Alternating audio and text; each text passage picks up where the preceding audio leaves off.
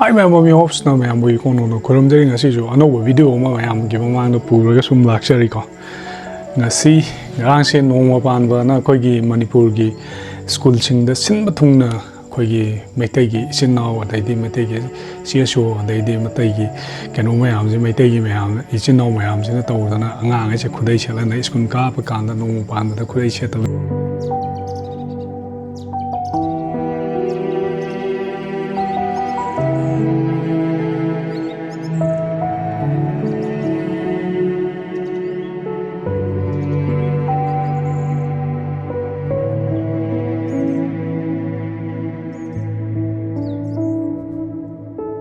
They know Pan, but the live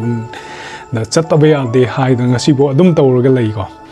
Tozaragan, a sibo, Lauzaraga, Dum Dark Chamber. I see a Pavane and a Kanzi, a Kogi Punsi, a Kogi future, a Kogi life, culture, tradition, privacy, a Queen Yokalo Draba, a day, a Queen Tamodraba, Tamodaba Araga, the Aquamatum putting with a low in a mang never. Kaino I can Nasagi Aina Kaigumba point Karlaxan in the Kogi.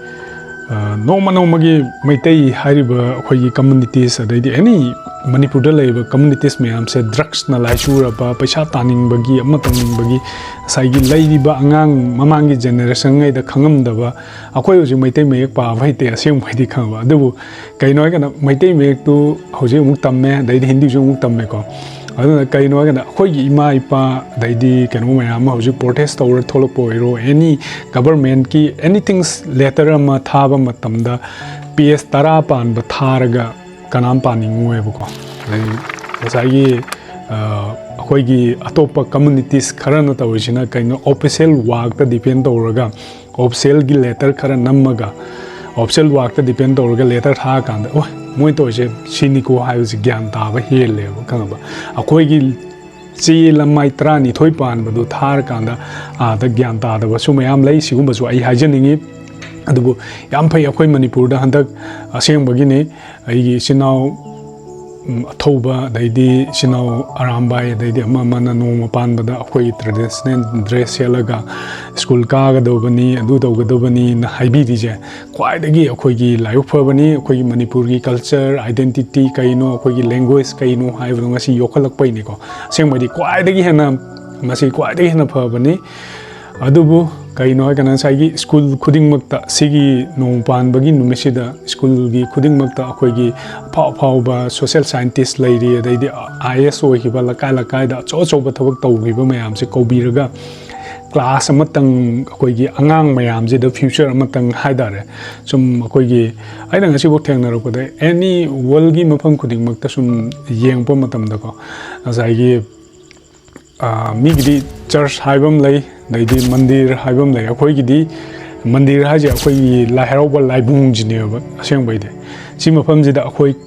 Kumup Sandal Lokto, Karaga, Paminarga, no Pan, Bazil Paminarga, Shore Tony was there. A Koigi Tabak say, Woybay, Adobo. Koigi Maitei Gaina di Tau de Masim Mayamse, Taubayawi, and the Katani, Tauraja Karaganda, the same way the Yam Tomoyam, Saltoni, I know Kogi, Manipur Labaxi, same way Shumba, Taurok Paze, they did director Oiro, SP Oiro, Chosoba, the Kogi Sarkagi, Tautoriba Magi, successful Kaino, Magi, future Kaino, politics to Oiro, Maduero, Sigumba lecture Mayam say, you are Kandadi, as he know Pan Bahai, only school couldn't make the class among some so. Canomam say mind do dimension don't know phone by Kaino Kamaito and upon some Jangan they did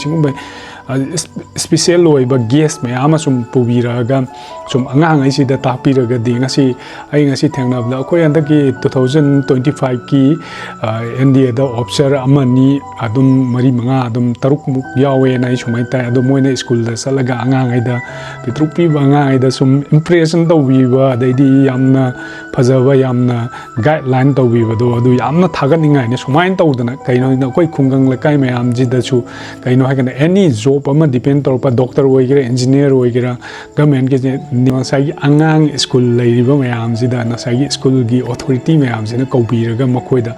ताप कांदा अंगांग जे impression मसागी future दे यामना के हादारे होनानिंग ब तौनिंग ब मयाम सु यावगनेबो ओजाना तापदुदगी हेन तोप खंग मागी future life and future से सुम वारी लिरप कांदा सिगो मयाम से जो कोई मणिपुर द तहोनिंगी येंगो कोई ट्रेडिशनल ड्रेस सेलगे स्कूल चचबा दैदी कोई सकतम दोंगागा चटकनी हाइबगी अंगांगैदा चेलहल्लिबा वाखन सिगु मयाम जे क्वाइदे फबनी अदुगी वाखनदुदा अमुक कइनो हाइकना साइगी अंगांगैजे करी ओहेंदगे हाइबा पोसे साइगी वर्ल्ड दा हुजिक तवसे यंगो असेंबने अखोइजे ngasi aina social media da yamna defend tawbai sunate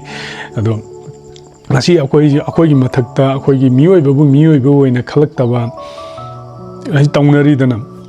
ma'am हाइने मैम लाउने सेकेंड थर्ड वर्ल्ड वार थोप याई अदु तौब याई हाइदला मैम से लाउनरीदा तोकसु तोलप याई तोकसु तोलप याई कइनो गना ngasi ngarang nahan katang made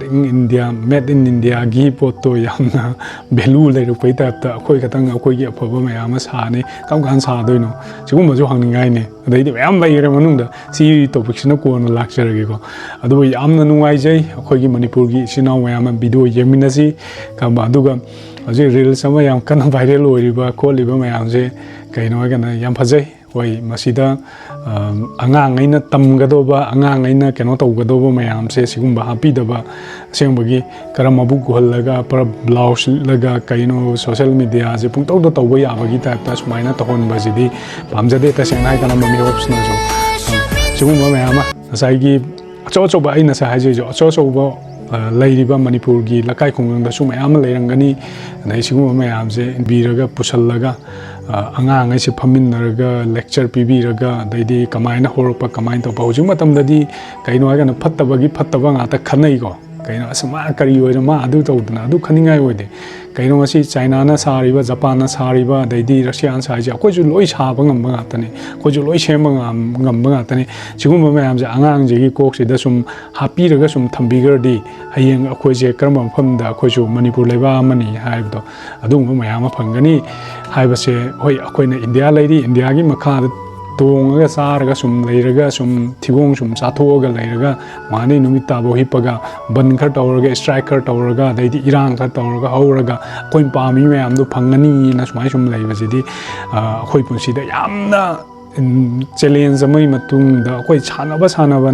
da power mayam se manipur sak tapang amisni traditional da wairo culture da wairo ka mayak na du ju khongwa oina se kalaga keno to kholamne dance to kholamne yengo migi darobat norem hoina tawbadudi kaino khongau selalaga puthokte fashion designer ma oiraga su ma koi gi future life da koi traditional gi chapchaba magun chap chana phajaba mayam do puthuoga design dobiraga international bauta masak tapa ngammi baneba adu bau tak na bo honor ka jangarang gi khongau in sechalapa mayak nai bada daidi hayeng khalaga rani phiga ja hapen oina tur selaga dance ka tokhala dori ba khamba chungu mayam jiru khonbam thoi